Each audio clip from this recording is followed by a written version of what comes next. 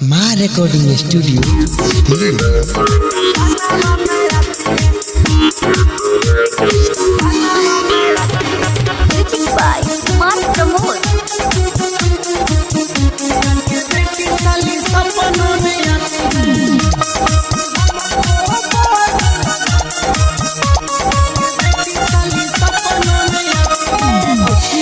नींद दिल के चैन उड़ाती है। अरे कौन थी रे?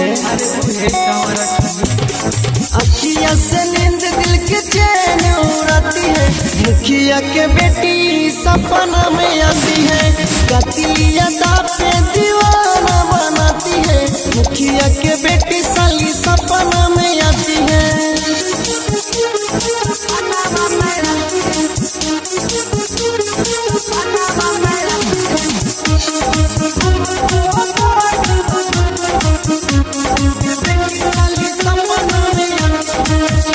बड़ी खाती है, दिल को लुभाती है। नखरे देखा के मुझे पल पल सताती है। भावरी खाती है, दिल को लुभाती है। नखरे देखा के मुझे पल पल सताती है, सताती है। हंसी मुस्कान से करे देखो खाती है। अरे कौन थी रे? पूरा हंसी मुस्कान से करे देखो खाती है। मुखिया के बेटी सपना में आती है। कतिलिया के दीवाना बनाती है। मुखिया के बेटी साली सपना में आती है।